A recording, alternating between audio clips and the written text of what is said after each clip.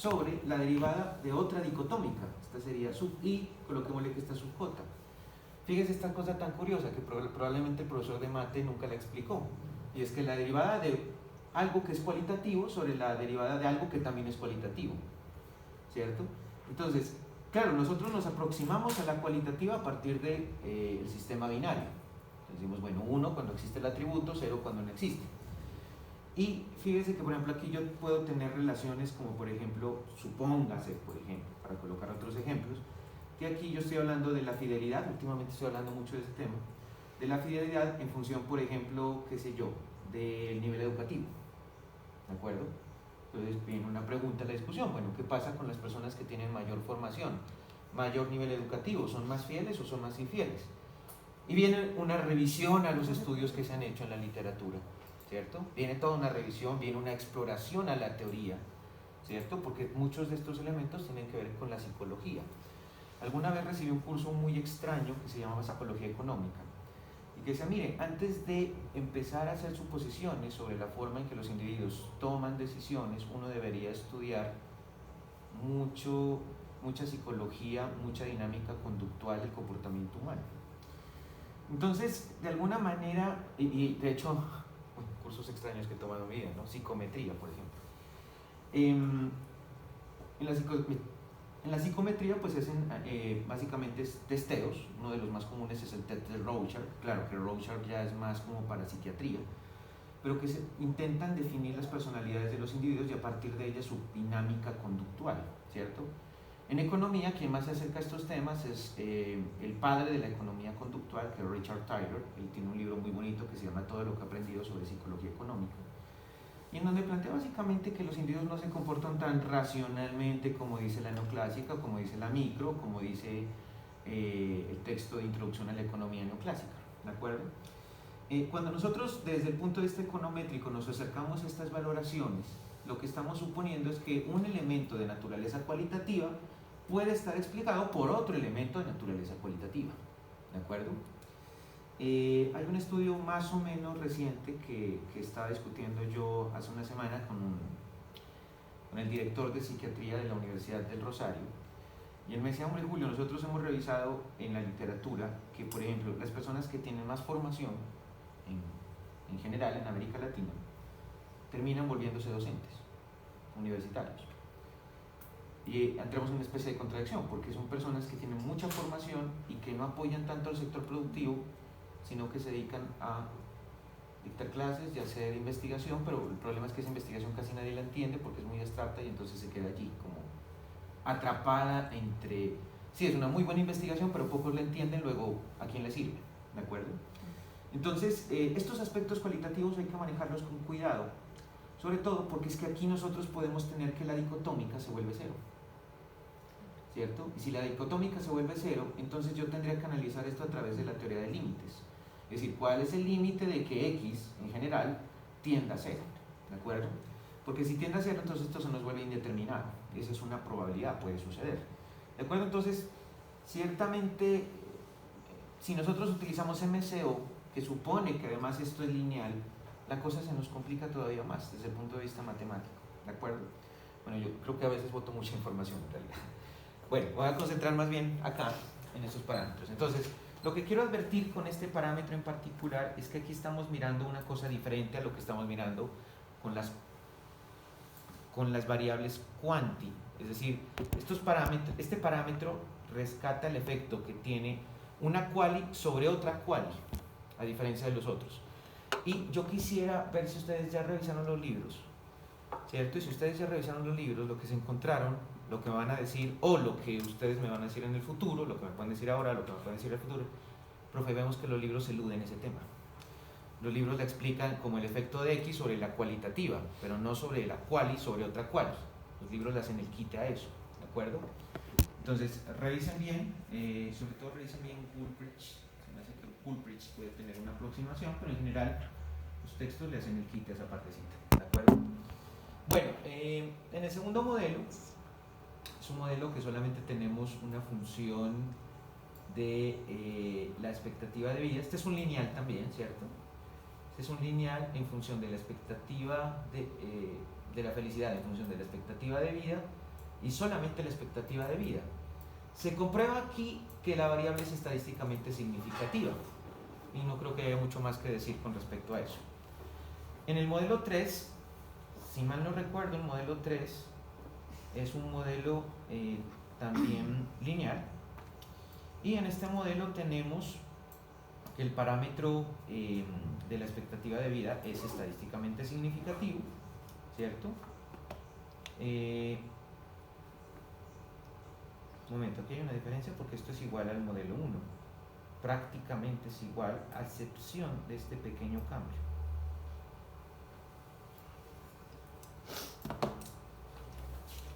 No sé si este ya es un modelo Logit.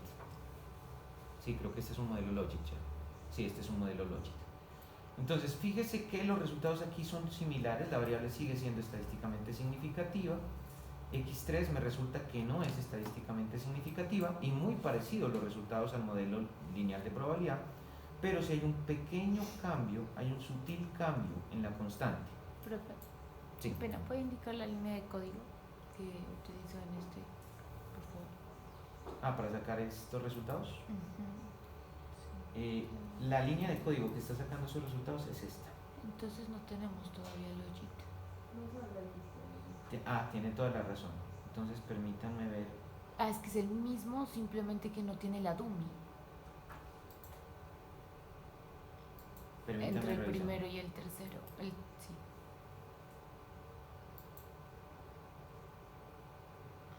Sí, es correcto, aquí no está la dummy. Esa es la diferencia. No, bueno, entonces me excuso. Todos estos son modelos lineales. No hemos corrido nada Logit todavía. Claro, entonces tiene sentido que los resultados sean similares, ¿no? Porque lo que estoy haciendo es excluyendo la dummy. ¿Y cuál es la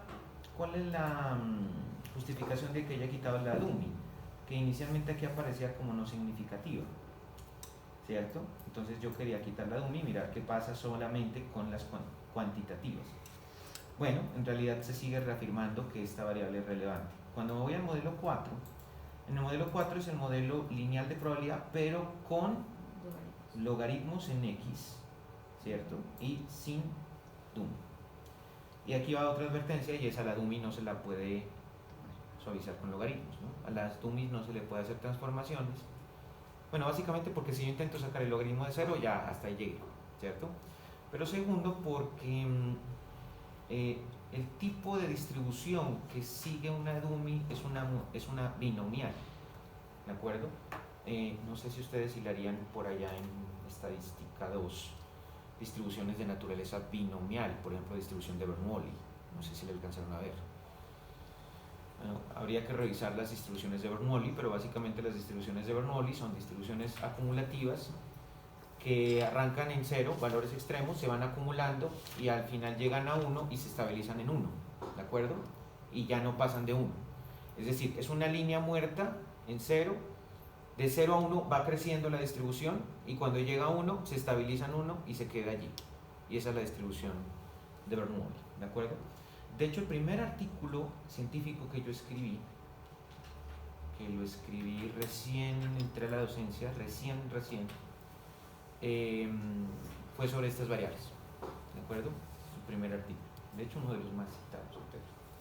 Bueno, el R2.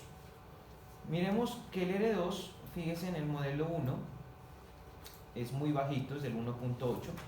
En el modelo 2, fíjese que a pesar de los cambios se mantiene en el 1.8, ¿cierto? En el 3 se mantiene en el 1.8 y fíjese que en el 4 sí mejora. Y mejora por una cosa, por forma funcional. ¿De acuerdo? La suavización logarítmica contribuye a un mejor grado de ajuste. Cuando revisamos el estadístico F, pues básicamente aquí lo que nos encontramos es que las variables aparentemente son estadísticamente significativas en su conjunto en todos y cada uno de los modelos. Luego tenemos una contradicción porque mientras la F nos está diciendo que sí, que en su conjunto las variables son estadísticamente significativas, vemos que individualmente no lo son. Luego allí tendríamos problemas y podría ser que tengamos problemas con los supuestos, ¿de acuerdo? Entonces, digamos, podríamos entrar en un conflicto si insistimos nosotros en el modelo lineal de probabilidad. Una cosa que podemos hacer nosotros para, digamos, anticipar o curarnos en salud o prevenirnos frente al tema de la hetero, sería utilizar una metodología de corrección de la matriz de varianzas covarianzas, ¿cierto? Exclusivamente para corregir problemas de hetero, y eso básicamente se hace a través de esta línea de código que es coef_tets. Entonces yo coloco el modelo, le coloco varianza covarianza igual a varianza covarianza corregida por hetero, ¿cierto? Esto es heteroscedasticity correction, y aquí le colocan simplemente el tipo 1, y con esto se supone que los parámetros que yo obtenga, ¿cierto?, de un modelo ya estarían corregidos por hetero. No sé si a ustedes les pareció lo mismo que a mí. Esta partecita de acá, chicos, esto de aquí.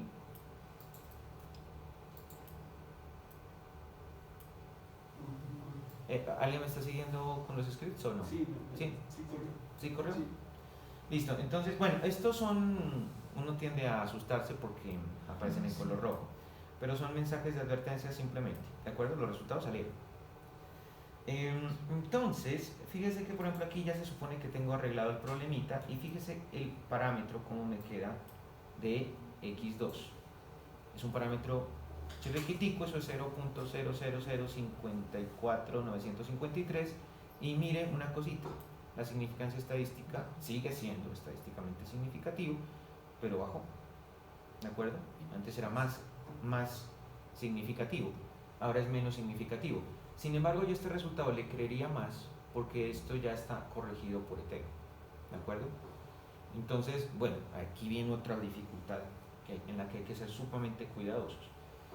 Yo creo que esta inferencia ya la había hecho alguna vez, pero es tan importante que puede ser que la repita nuevamente. El problema del hetero es un problema de heterogeneidad en los datos. Se puede deber a que yo, por ejemplo, hice una inadecuada recopilación de los datos, o no testé las variables que tenía que testear, ¿cierto? O tengo problemas de medición, o tengo sesgos, ¿cierto? Pero si todo eso está bien, y yo sé que el modelo es adecuado, es correcto, y sigue presentando hetero, pues el hetero está respondiendo a una cosa que es muy común y es muy lógica, y es que los seres humanos se comportan de manera diferente. ¿De acuerdo? Si todo el mundo se comportara igual, entonces habría un comportamiento homogéneo, y entonces los errores serían homogéneos. ¿Pero cuál es el problema? Sobre todo, esto es muy importante que lo tengan en cuenta para econometría espacial. Si un modelo tiene hetero, chao. Es el principal dolor de cabeza de un modelo espacial. Y lo que les va a decir un econometrista clásico o un estadístico, esa vaina hay que corregirla. Como sea, hay que corregirla. Ni les cuento la parte matemática, es horrible porque tiene que ver con una matriz que se llama la matriz sigma. Resulta que cuando nosotros estamos calculando los betas con mínimos cuadrados, nosotros tenemos que el beta de mínimos cuadrados es x transpuesta x invertida, ¿cierto? La inversa de esta matriz por x transpuesta y. Resulta que cuando tenemos hetero,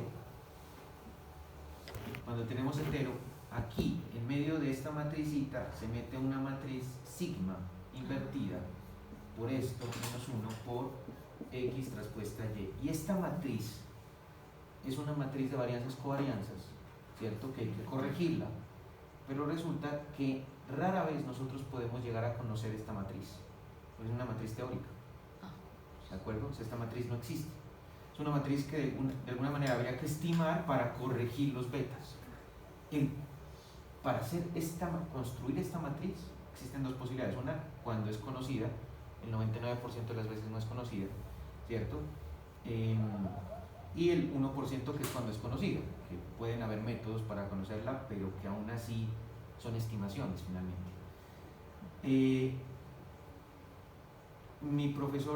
Yo tuve un profesor de posgrado que solamente explicando esta matriz le dedicó cerca de 3 semanas, continuamente, en pura matemática. Cuando les digo que hay cosas horribles, esta matriz es horrible, ¿de acuerdo?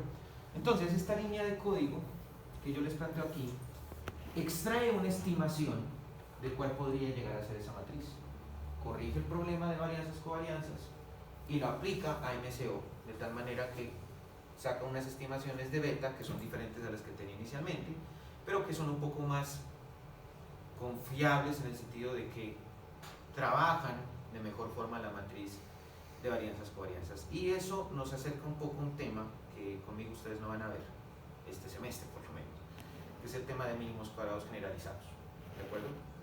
Que es uno de los métodos que uno debería aprender o debería ver en el pregrado a un nivel más o menos intermedio avanzado, ¿de acuerdo?